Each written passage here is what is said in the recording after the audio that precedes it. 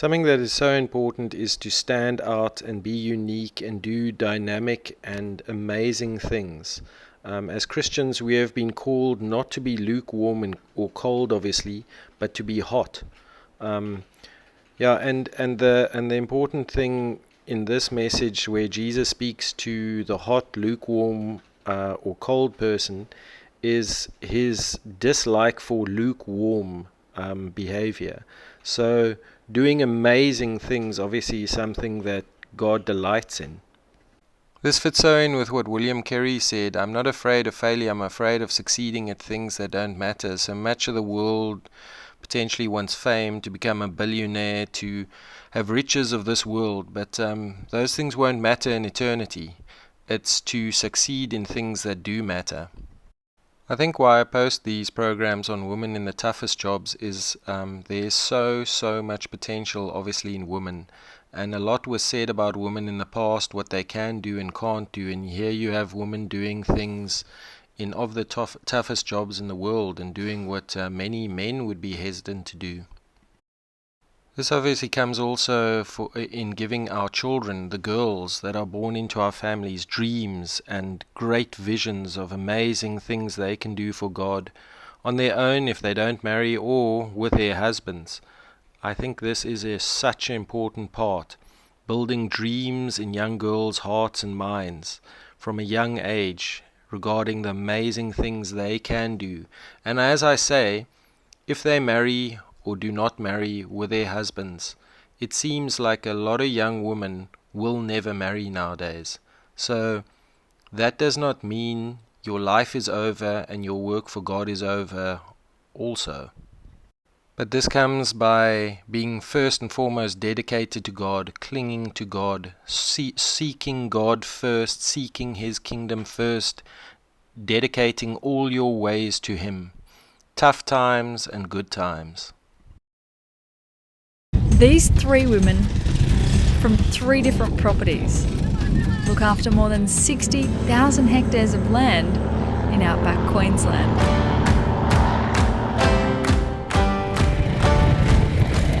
And they do it almost all on their own. Each of their husbands died suddenly. They've all made the choice to stay on and work the land. I used to think it wasn't real. I think it hasn't happened. He'll come walking in that back door. He never came back into that back door. Everybody has a sad story and you can't dwell on it and you can't feel sorry for yourself. Now we must turn it into a positive, and we've got to go on, and because people depend on us.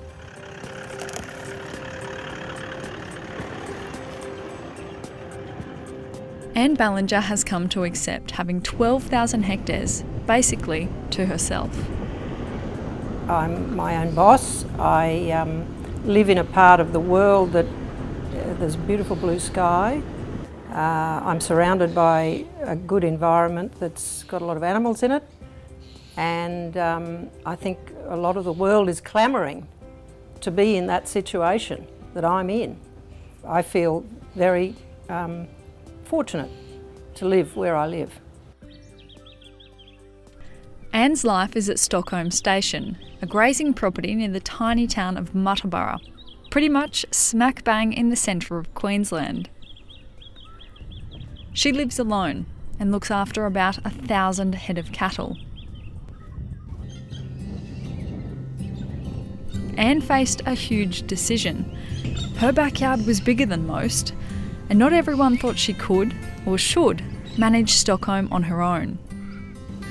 Well, after Bill died, I was very keen to stay. There were some family members that were a little bit iffy, and I said, look, we'll give it 12 months. And I don't know, we haven't been back to decide whether the 12 months after 16 years. There have been some steep learning curves along the way. Anne's surprised even herself with what she's learnt to tackle. Obviously, when you live 140 k's from a service centre, it's impossible to get people out at the drop of a hat. So you've got to really be able to do quite a lot of stuff. She believes the best way to keep going is to keep going. There have been plenty of times when I've been in corners that I don't know how I'm going to get out of, and I've been fixing something or can't get something going or something. It's not always easy, but Anne wouldn't have it any other way. Some nights I lie in bed and think I'm in the middle of Australia almost, on my own, living here. And I think, oh, well, that's life. I never feel like that when I'm busy doing something, because that's the other greatest thing about this life. There's always something to do.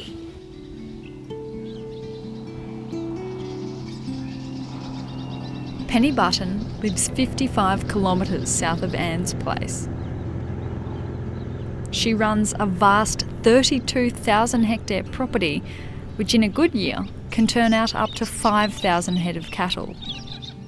I get great satisfaction out of achieving things. I love seeing the place being developed and improved, and I love seeing lovely stock, and I enjoy it. Penny is also a widow. Her husband Ian died of heart failure in 2006. Just like Anne, Penny had to decide what her next step was going to be. Why did you decide to stay in the bush? Oh, Lydia, there was never any question about it. Why wouldn't I? I wouldn't do it if I didn't enjoy it. I'm certainly not being a martyr by being here, and I'm just as happy when I've got my head down and bum up.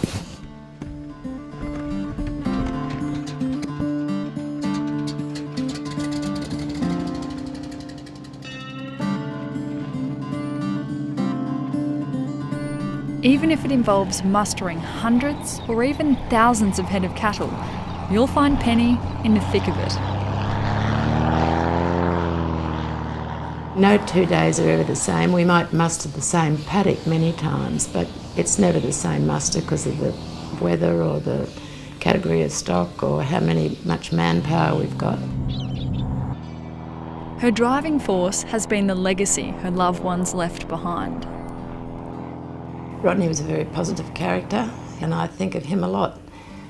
You know, one of his great sayings was, "Every day is a good day," and I often think of that. The tale of strong women left to make it on their own isn't uncommon in Western Queensland. People say, oh, you're so strong and you're so... But I don't think I am. I think I've decided this is what I'm staying here to do. And I ask myself all the time, what am I doing here? But I guess I just love being here, and I have got no great desire to do anything else at this stage. Ros Wood lives at Koondoo Station, a 16,000 hectare property about 75 kilometres from the small community of Blackall. For almost a decade now, she's run the mixed grazing station by herself, raising thousands of sheep and caring for hundreds of cattle. I came to the Blackall area in 1980 as a governess. I came for 12 months. I did my teacher's training in New South Wales, and I couldn't get a job down there, so I came governessing for 12 months, and then I was going back to get a job in New South Wales, and I stayed, yes. Ros fell in love with a bloke by the name of Colin, along with life in the bush. When we were young, there were heaps of young people around, so we had a fantastic social time in our younger days. And yeah, I guess we've all just matured and grown older together, and a lot of those people are still here. But Ros and Colin's happy life was shattered in 2008. Colin was killed in a motorbike accident on the property. He went down and turned the pump off, and he was gone for about 10 minutes, I suppose. And I thought, oh, there's something wrong. He doesn't take that long to turn the pump off. Yeah, and I went down and found him on the road. What was it like for you? It was the worst day of my life. It was terrible. It was just terrible. Colin's hat still hangs on the hook on the wall. His saddle and riding boots remain in the horse shed, just how he left them. I used to say, the sun comes up every day, so I have to get up and go with it. Ros was left to manage the family's property and raise her 3 daughters by herself. But in the worst of times, her far-flung friends and neighbours rallied. All my neighbours have been absolutely fantastic. They would come over, ring up, see how I was going, come over and help fix things.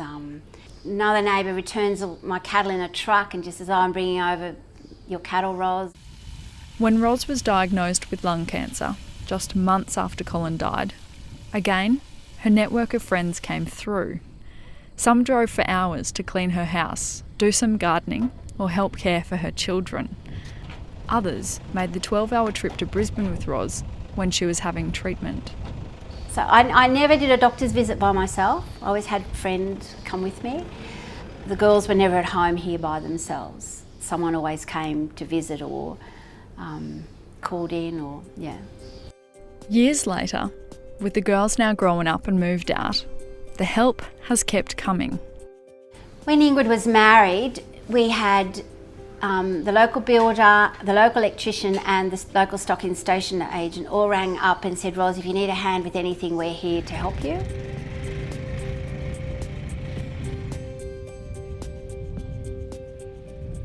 Like both Penny and Anne, Ros found the question of whether to stay or leave was answered by her heart. Ros's circumstances are tragic, but they're not unique. The nearby town of Blackall has just 1,500 people, but accidents have devastated many families. I've got 4 really close friends who've all lost their husbands through tragic accidents. All live within probably an hour or 2 hours of me. Have you ever talked about why you've all chosen to stay? No, we haven't actually. No, but I'm sure they stay for the same reasons that I've stayed. Their love of their places and the people in the support network they have around them. Some years back, Ros's support network started going on hiking trips. Their adventures have become a yearly highlight. I find you need things to look forward to, whether it be, a party next week or going to Brisbane to see my girls or just some little thing. You need something to look forward to, and we've walked through semi-blizzards and rain, but it's just magnificent. It's just wonderful. And you're with other groups of girls, and we really enjoy it. We have a great time. Yeah. Thanks, Lucky. We're going to go for a bit of value here with Sunfast number 6, with a bit of speed taking out the race here with Magic Jewel. Should get an uncontested lead. Anne, Penny and Ros had all planned to get together at the Longreach races. But for Ros, life got in the way and a broken pump kept her at home. Benchmark 65, it's over. Set to go. Racing. Penny and Anne still made the most of their day out. We go to a lot of things together because we're in the same situation and we're on the same page. We talk a lot and we have a lot of fun together. So we've made a life for ourselves.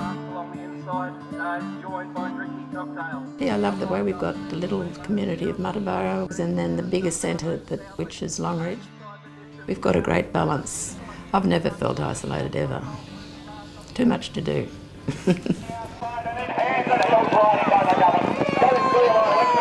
Life in the outback is demanding. It's also dangerous. There's machinery, unpredictable animals, and people are far away from medical help when they need it. But the wide open spaces and rural life has a powerful draw, even after tragedy. And we have a lot of fun and it's a wonderfully free life, and the more you put in, the better it is. And I think everyone in the bush has to do that, and I think it's a wonderful life. It's the old saying, it's not the events in your life, it's the way you handle them. That's probably the key. Your attitude is everything. A good friend once said, life is not fair, but it's still good. And I think of that all the time.